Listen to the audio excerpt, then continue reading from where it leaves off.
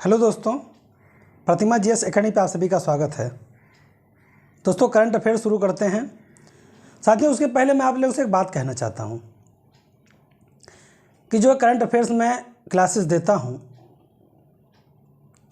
यदि आप लोगों को पसंद आते हो कमेंट कीजिए, कोई सुधार की आवश्यकता हो उसे बताइए। क्योंकि आरओ, एआरओ, पीसीएस, यूपीएससी ये सब में करंट बहुत महत्वपूर्ण होता है और जितने क्लासेस मैं दे रहा हूँ वो चुने हुए रोज़ के कहीं ना कहीं के कुछ ऐसी घटनाएं हैं जो आपके एग्ज़ाम के लिए बहुत उपयोगी हैं। तो साथियों, अपने दोस्तों को शेयर करें, लाइक करें और ज़्यादा से ज़्यादा लोगों को भेज करके सब्सक्राइब करवाएं। शुरू करते हैं। बायो इथेनॉल परियोजना का शिलान्यास। देखिए, बायो इथेनॉल जो है इसे अब पेट्रोल में मिला करके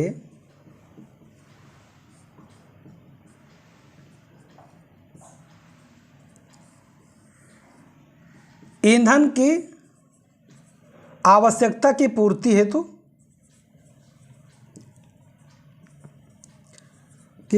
हेतु उठाया गया कदम है। अब 20% इथेनॉल मिलाए जाने की बात हो चुकी है कि पेट्रोल में 20% इथेनॉल मिलाया जाए। अब 20% मिलाया जाए, इससे फ़ायदे क्या क्या होंगे? एक तो पर्यावरण के लिए फ़ायदेमंद है और दूसरा ईंधन की पूर्ति के लिए, और इसका इफेक्ट होगा सतत विकास पर और कृषकों पर पड़ेगा। यानी जो इथेनॉल है, बायो इथेनॉल, ये बनाया जाता है मक्का से, जट्रोफा और ऐसे ही कुछ मोटे अनाज हैं जिससे जो है बायो इथेनॉल बनाया जाता है। 2022 तक 20% इथेनॉल करने की घोषणा पहले से किया गया था, जो मिलाए जाने की पूर्व अनुमति मिल चुकी है।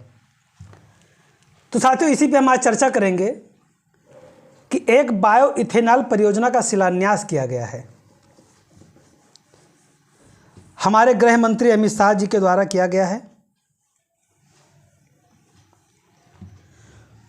उन्होंने गुजरात में सूरत के पास,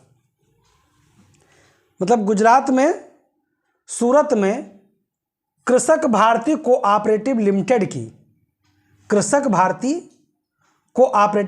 की बायो इथेनॉल परियोजना को, जिसे क्रेभको हजीरा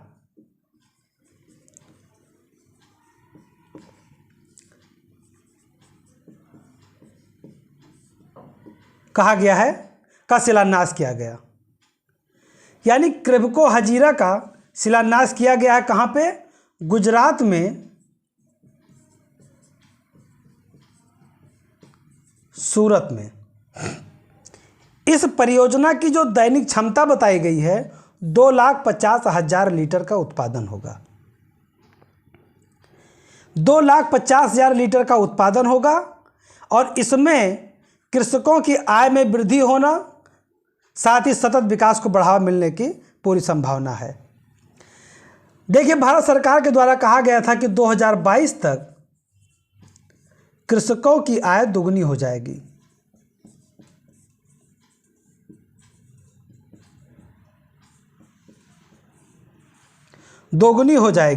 और इसके लिए भारत सरकार के द्वारा कई अलग अलग प्रकार के योजनाएं भी चलाई गई।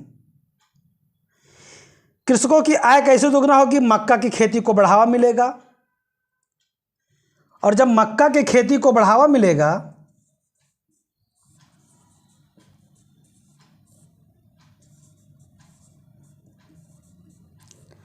तो कृषकों का आय में वृद्धि होगी। साथ ही मक्का एक ऐसा फसल है कि कम वर्षा की आवश्यकता होती है कम लागत लगती है अन्य फसलों की अपेक्षा। और यदि आप केवल घर के जो गोबर होता है, यानी जो जानवरों के अवशिष्ट होते हैं, मल मूत्र, केवल इन्हीं को अगर खेत में डाल दिया जाएगा तब भी यह फसल बहुत अच्छे से होगी। और अगर केवल गोबर पड़ जाता है, मलमूत्र जानवरों का पड़ जाता है, तो किसी उर्वरक को अगर आप नहीं भी डालते हैं तो मक्का और बेहतर तरीके से होता है। इससे कम लागत में बेहतर तरीके से कृषकों का फायदा होगा। यहाँ से प्रश्न कैसे आएंगे? यहाँ से प्रश्न आएंगे कि बायो इथेनॉल परियोजना का शिलान्यास अभी हाल ही में भारत में कहाँ किया गया, किस राज्य में? तो राज्य पूछेगा तो आपको लगाना है गुजरात। गुजरात में कहाँ पूछेगा तो आपको लगाना है सूरत। शिलान्यास किसके द्वारा किया गया? तो गृह मंत्री अमित शाह जी के द्वारा। और यह परियोजना किसका है? तो कृषक भारती कोऑपरेटिव लिमिटेड का है। कृषक भारती कोऑपरेटिव लिमिटेड का यह परियोजना है। और यह बायो इथेनॉल परियोजना को क्रिब्को हजीरा कहा गया है। क्रिब्को हजीरा कहा गया है। और इस परियोजना का जो उद्देश्य है, कृषकों के आय में वृद्धि करना, ईंधन की आवश्यकताओं की पूर्ति करना, ध्यान रहे, ईंधन की आवश्यकताओं की पूर्ति, कृषकों की आय में वृद्धि,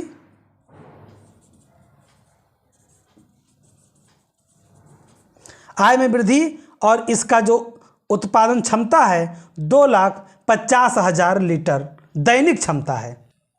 अगला पॉइंट है वर्ल्ड वाटर कांग्रेस 2022, यानी विश्व का जल पर विश्व का सम्मेलन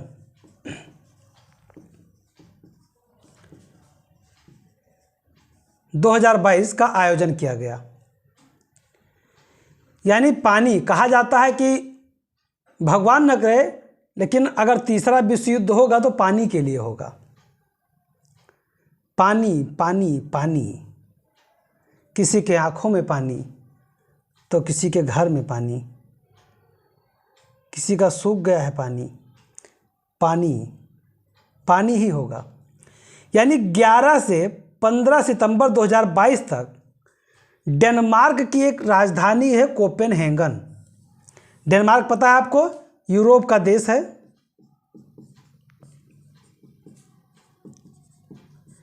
यूरोप का देश है, उसकी राजधानी है कोपेनहेगन। वहाँ पे इंटरनेशनल वाटर एसोसिएशन के द्वारा वर्ल्ड वाटर कांग्रेस और प्रदर्शनी 2022 का आयोजन किया गया। पानी को लेकर के विश्व में घमासान मचा हुआ है। को किसी भी देश में है, अगर किसी की सीमाएं लगती हैं और नदी एक दूसरे देशों में जाती है तो पानी को लेकर विवाद है। यानी वर्ल्ड वाटर कांग्रेस का जो आयोजन किया गया कोपेनहेगन में किया गया। इंटरनेशनल वाटर एसोसिएशन के द्वारा वर्ल्ड कांग्रेस का आयोजन किया गया। तो 2022 की थीम क्या रखी गई?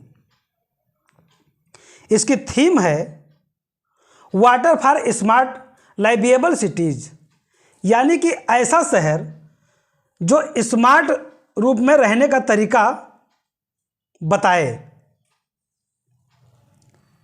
यानी पानी के लिए स्मार्ट रूप से शहर का आयोजन या रहने लायक शहर, इसकी थीम रखी गई है। तो वाटर फॉर स्मार्ट लाइवेबल सिटीज या पूर्ण जल चक्र को कवर करने वाली वैश्विक कांग्रेस है। यानी जो ये कांग्रेस है, जो सम्मेलन हुआ, इसका मेन मोटो था कि जल चक्र को कैसे बनाया जाए, यानी पूर्ण जल चक्र। यानी जो पानी इस्तेमाल हुआ स्नान किए गया, बेकार हुआ यहाँ पे, इसको फिर रिसाइकिल किया गया, इसको किस में और इस्तेमाल में लिया जा सकता है। यानी पानी को किस तरह से एक साइकिल के रूप में उसका नवीनीकरण करके यानी स्वच्छ करके दोबारा उपयोग कैसे किया जाए, इसके संबंध में वर्ल्ड वाटर कांग्रेस का आयोजन किया गया। यानी जल पर विश्व का जो सम्मेलन हुआ यह डेनमार्क की राजधानी कोपेनहेगन में किया गया और इसे पूर्ण जल चक्र कवर करने वाला बताया गया कि इस सम्मेलन का जो मुख्य मोटो था वो यही था कि जल का पुनर्चक्रण कैसे किया जाए। और भारत भी डेनमार्क के साथ मिल करके, भारत ने डेनमार्क के साथ मिल करके एक शहरी अपशिष्ट जल का परिदृश्य कर एक श्वेत पत्र जारी किया। मतलब भारत ने डेनमार्क से मिलकर जो भारत के बर्बाद होते जल हैं उन्हें किस तरह से स्वच्छ किया जा सकता है, यानी दोबारा कैसे प्रयोग किया जा सकता है, इस पे चर्चा किया गया और इसके लिए एक श्वेत पत्र भी जारी किया गया। तो यहाँ से प्रश्न कैसे आएंगे?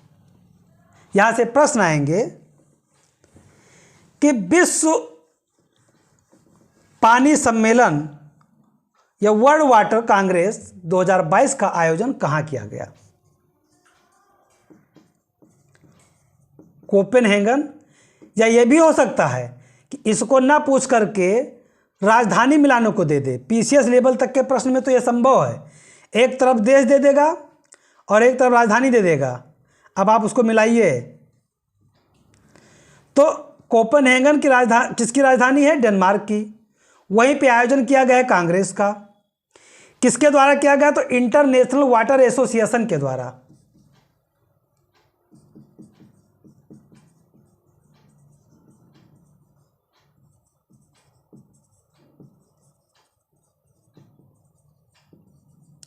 इंटरनेशनल वाटर एसोसिएशन के द्वारा किया गया है इसका आयोजन। इसकी थीम क्या है? थीम पूछ सकता है तो वाटर फॉर स्मार्ट लाइवेबल सिटीज इसकी थीम रखी गई है। और यह पूर्ण जल चक्र को कवर करने वाली सम्मेलन बताया गया है। भारत ने डेनमार्क के साथ मिलकर एक श्वेत पत्र जारी किया है। यह पूछ सकता है कि भारत ने भी हाल ही में पानी को स्वच्छ बनाने के लिए या बर्बाद होते हुए शहरी अपशिष्ट को, जल को परिदृश्य करने के लिए किसके साथ एक श्वेत पत्र जारी किया है? तो डेनमार्क के साथ एक श्वेत पत्र जारी किया है। अगला पॉइंट है और ये वेरी वेरी इंपॉर्टेंट है। उत्तर प्रदेश विधानमंडल में महिला सम्मान। देखिए, ऐसा कोई हेडिंग नहीं है, ये हेडिंग मैंने इसलिए बनाया है कि महिलाओं के महिला सशक्तिकरण को ध्यान में रख करके उत्तर प्रदेश सरकार ने एक ऐसा निर्णय लिया है कि जिसमें महिलाओं को सम्मानपूर्वक उन्हें बोलने का अधिकार दिया गया है।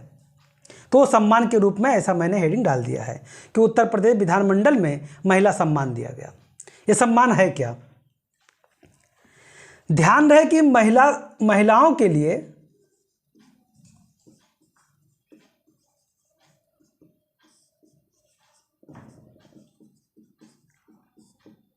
सफ़र कितना आसान है और कितना कठिन है, ये हिंदुस्तान की राजनीतिक छवि को देख करके पता चलता है। एक तरफ कहा जाता है कि मैं बराबर का हक देता हूं, कहा जाता है महिला और पुरुष कंधे से कंधा मिला के चलें, कंधे से कंधा मिला के चलें, लेकिन ये कंधे से कंधा कैसी स्थिति में मिला के चलें समझ नहीं आता है कि तब समझ आएगा लोगों को। खाली नाम से कंधे कंधा मिलाना है या कुछ और सोच है कंधे से कंधा मिलाने का, या वास्तविकता में विकास देना चाहते हैं?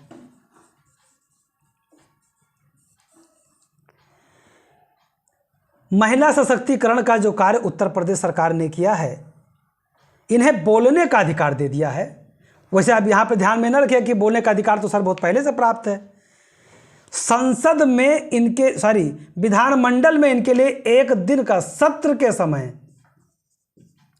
सप्ताह में एक दिन केवल महिलाओं के लिए होगा कि केवल महिलाएं बोलेंगी, और प्रति महिला को समय दिया जाएगा कि कम से कम 3 मिनट,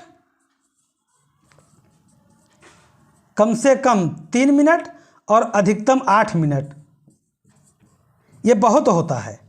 अगर इतना समय एक महिला को बोलने का मौका मिलता है जिस पर वो केवल महिलाओं के विकास के बारे में, महिलाओं से संबंधित मुद्दों के बारे में बात करना चाहती हैं, तो ये बहुत है। लेकिन 8 मिनट में कोई महिला पूरी बात कैसे कह पाएगी? तो एक ही महिला थोड़े बोलेगी, पूरा दिन रहेगा, और जितनी महिलाएं विधानसभा में हैं वो सब बारी बारी से बोलेंगी। तो कितनी महिलाएं हैं, प्रश्न आता है। तो ये थोड़ा सा सुन करके थोड़ी शर्म वाली बात होगी, लेकिन फिर भी पितृवादी सत्ता में महिलाओं को हक मिले, ऐसे में जितना भी पद हुआ वो गौरवान्वित ही करेगी। 403 सीट है विधानसभा में। ये उत्तर प्रदेश की मैं बात कर रहा हूं।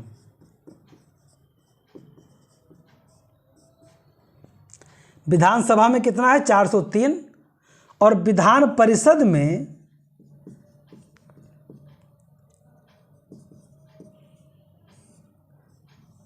101 यानी 100 है। अब विधान परिषद में 100 हैं, तो 100 में से आप खुश होंगे भी, जो लोग बहुत महिलाओं को कह रहे हैं कि मैं बहुत आगे बढ़ा दिया हूं, ये है वो है, मात्र 6 महिला है। मात्र 6 महिलाएं विधान परिषद में हैं। ये हिंदुस्तान का विकसित रूप है, शर्म नहीं आती है, लेकिन क्या किया जाए, इतना आसानी से कहाँ महिलाओं को लोग छोड़ते हैं। और 403 में से मात्र 47 महिला चुन करके आई हैं, यानी 503 में से मात्र 53 महिलाओं का प्रतिनिधित्व विधानमंडल उत्तर प्रदेश में प्राप्त है। यानी कितने हुए ये? 10% से थोड़ा ज़्यादा, हल्का सा, तनी हम हल्का 10% थोड़ा ज़्यादा, 11% से कम है, 10% से ज़्यादा है। ओवरऑल मिला लिया जाए तो यानी जहाँ पे आबादी 50% की हो, वहाँ पे प्रतिनिधित्व 10% का हो, तो ये शर्म वाली बात है। और इसमें भी इनको बोलने का मौका देने के लिए एक दिन निर्धारित करना पड़े। ऐसी स्थिति आई हो कि ये बोलने का ही मौका ना पाती हूँ।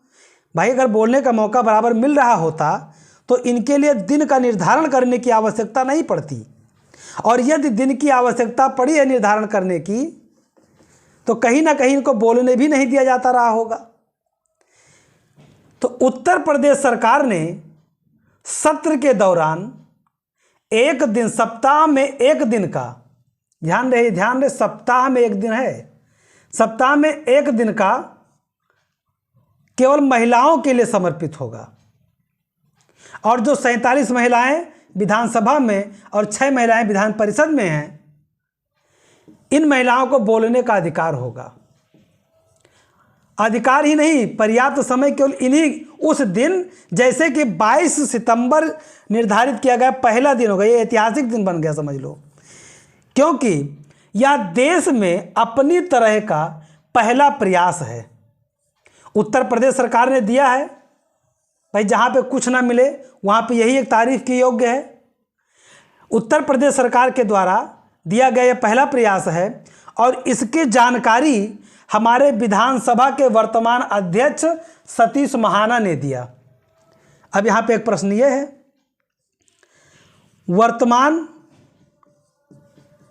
विधानसभा अध्यक्ष कौन है? तो सतीश महाना। तो प्रथम विधानसभा अध्यक्ष कौन थे?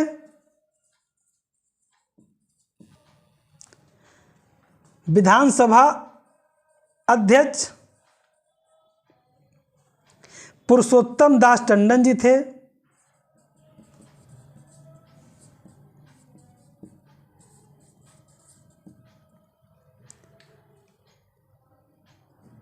सतीश महाना है वर्तमान में। और प्रथम विधानसभा अध्यक्ष पुरुषोत्तम दास टंडन जी थे।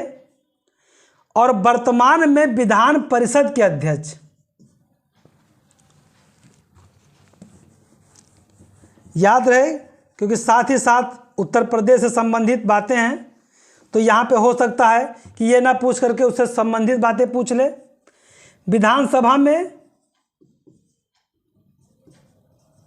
महिलाओं की संख्या 47 है। विधान परिषद में महिलाओं की संख्या 6 है। ये 403 में है, ये 100 में है।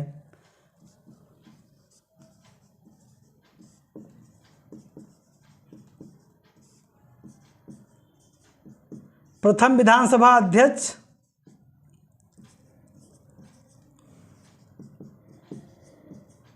पुरुषोत्तम दास जी थे।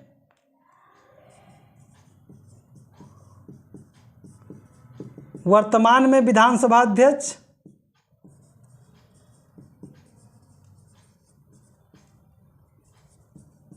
सतीश महाना जी हैं।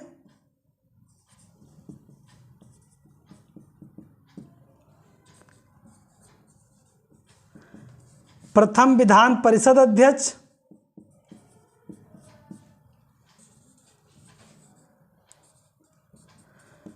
डॉक्टर चंद्रभाल जी हैं।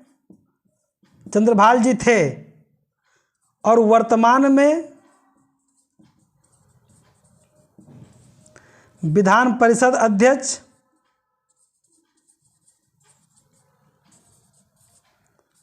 कुंवर मानवेंद्र सिंह हैं।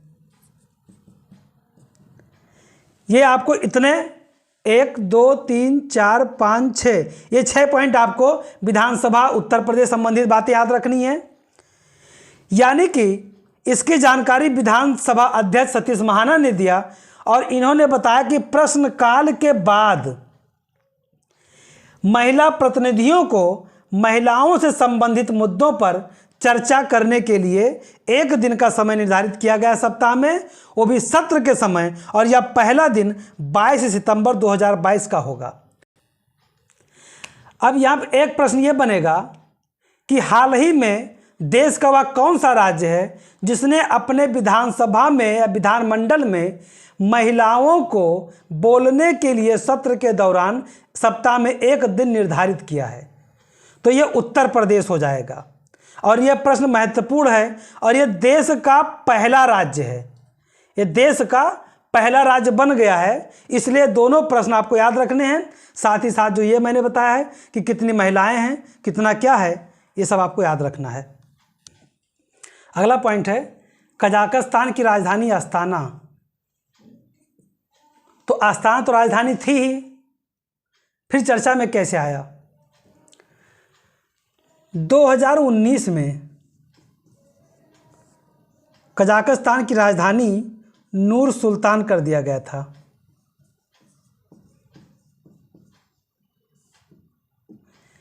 और उसका नाम बदल करके नूर सुल्तान कर दिया गया था और दोबारा उसे फिर जन आंदोलन के बाद अस्ताना कर दिया गया। इसके पीछे कहानी क्या था? ये एग्जाम में पूछा जरूर जा सकता है। ये जितने प्रश्न हैं सारे बहुत इंपॉर्टेंट प्रश्न हैं। कहानी ये है कि कजाकिस्तान का अस्तित्व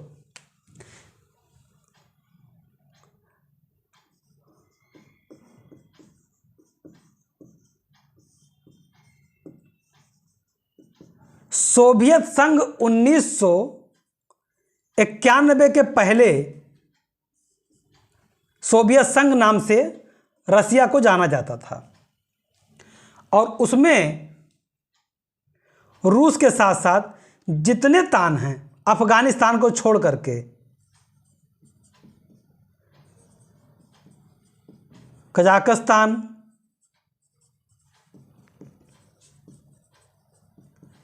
उज्बेकिस्तान,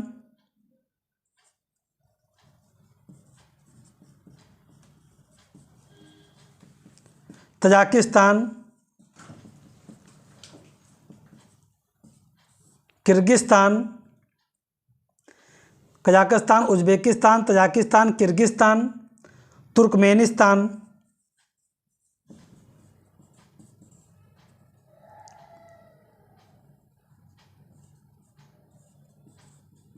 तुर्कमेनिस्तान, बेलारूस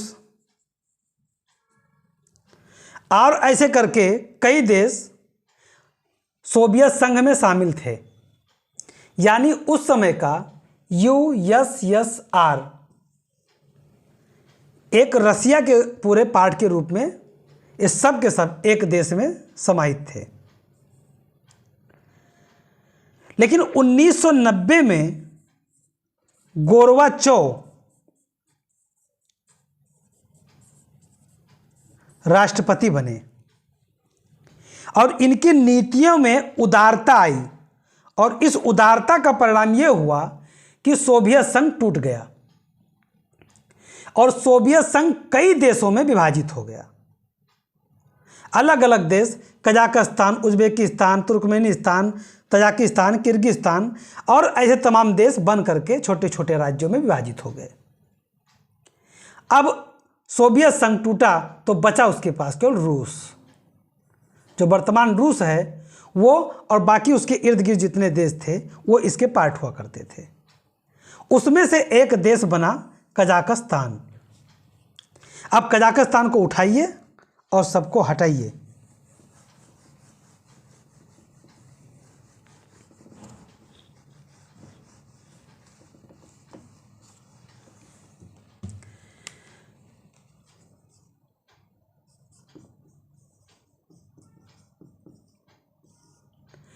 अब कजाकिस्तान जब 1991 में एक नया देश बना तो इसके राष्ट्रपति बने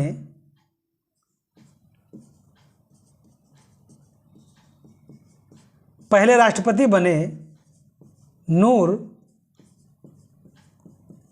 सुल्तान महोदय। और ये राष्ट्रपति बने और इतने ताकतवर राष्ट्रपति बने कि 2019 तक यही राष्ट्रपति रहे, यानी 30 साल तक। बड़ी बात है भाई, 30 साल तक ये महोदय राष्ट्रपति बने रहे और 2019 में ये स्वतः त्यागपत्र दे दिए। मतलब बोले बहुत राज किए हम 30 साल, अब चलते हैं। और इनके 2019 में जब इन्होंने त्यागपत्र दिया तो इनके उत्तराधिकारी बने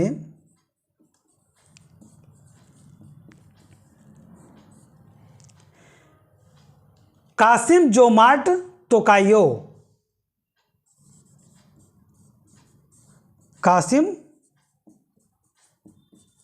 जोमार्ट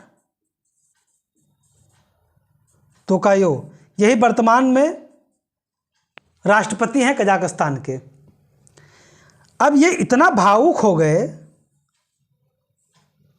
कि मैंने अब 30 साल रहकर अब जा रहे हैं, और अंदर से तो बड़े खुश थे ये कि अब हम राष्ट्रपति बन गए हैं, लेकिन अब भावनाएं दिखाने पड़ती है। तो इन्होंने आवेग में आकर के नूर सुल्तान के नाम पर आस्ताना का नाम बदल दिया। जो वहाँ की कजाकिस्तान की राजधानी बनी थी आस्ताना, उसका नाम बदल करके नूर सुल्तान कर दिया। ये इनके सम्मान में किया, इन्होंने इनको सम्मान प्रकट किया कि हम आपके सम्मान में अपने राजधानी का नाम बदल के नूर सुल्तान कर देते हैं। और जब नूर सुल्तान नाम बदला गया था तब भी एग्जाम में पूछा गया था। आप कोई भी चीज़ पढ़ेंगे वो आप ये देखेंगे कि आपके एग्जाम के लिए यूजफुल है या नहीं है। और अब दोबारा आस्ताना बन गया है तो यहाँ से कई और प्रश्न पूछे जाने की संभावनाएं हैं। लेकिन जब इन्होंने नूर सुल्तान किया तो जन आंदोलन छिड़ गया। दो गुट बन गए। एक गुट इसके समर्थन में था और दूसरा गुट जो हावी होता गया वो इनके समर्थन में नहीं था। वो आस्ताना की पहचान पूरे विश्व में हो चुका था और उसी नाम से लोग उसे जानना चाहते थे। अब कासिम जोमार्ट तोकायो, इन्होंने एक संविधान में संशोधन ये किया अभी हाल में कि कार्यकाल को बढ़ा करके 7 वर्ष कर दिया और राजधानी का पुराना जो नाम था आस्ताना, उसी को फिर आस्ताना कर दिया, यानी नूर सुल्तान से फिर आस्ताना कर दिया। तो ये आपका इम्पॉर्टेंट हो जाता है। अब एक ऐतिहासिक तथ्य यहाँ पे और है, वो ये है कि जब कजाकिस्तान 1991 में नया देश बना तो उसकी राजधानी क्या थी? तो साथियों 1991 से 1997 तक राजधानी थी अलमाटी और 1997 में इसको स्थानांतरित करके आस्ताना को राजधानी बनाया गया और तब से लेकर के 2019 तक नाम यही था, जगह फिर यही रहा। फिर बाद में आस्ताना का नाम बदल करके 2019 में नूर सुल्तान कर दिया गया और फिर 2022 में नूर सुल्तान का नाम हटा करके आस्ताना को ही फिर नाम दे दिया गया। यानी कि सोवियत संघ से आस्ताना को, सोवियत काल में आस्ताना को सेलिनोग्राड का नाम से जाना जाता था। यानी इसी आस्ताना को सोवियत संघ में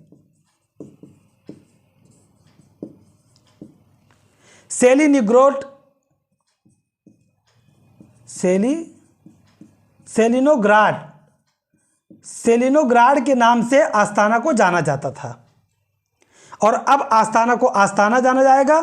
91 से 97 तक राजधानी अलमाटी थी और वर्तमान में फिर यह आस्ताना ही है। अब यहाँ से प्रश्न कई बन सकते हैं, सारे डायमेंशंस मैंने आपको बता दिया है। प्रश्न बन सकते हैं कि नूर सुल्तान का नाम बदल के क्या कर दिया गया है? तो पुराना नाम आस्ताना ही कर दिया गया है। यह कब आज़ाद हुआ? 1991 में। किससे? सोवियत संघ से। राष्ट्रपति पहले कौन बने? नूर सुल्तान बने थे। वर्तमान में राष्ट्रपति कौन है? कासिम जोमार्ट तोकायो हैं। इन्होंने संविधान में संशोधन करके कार्यकाल को बढ़ा के 7 वर्ष कर दिया है और पुराना नाम आस्ताना कर दिया है। आस्ताना को सोवियत संघ में किस नाम से जाना जाता था? तो सेलिनोग्राड के नाम से जाना जाता था और जब आज़ाद हुआ 1991 से 97 तक राजधानी अलमाटी थी। उसके बाद 1997 में अलमाटी से स्थानांतरित करके आस्ताना को राजधानी बनाया गया था, जो वर्तमान तक राजधानी है। और नाम परिवर्तित एक बार जरूर हुआ, लेकिन वर्तमान में वही पुराना नाम आस्ताना के नाम से जाना जाएगा। तो ये रहा आज का हमारा क्लास और आप लोगों से निवेदन है कि ज़्यादा से ज़्यादा लोगों को शेयर करें। धन्यवाद। जय हिंद, जय भारत।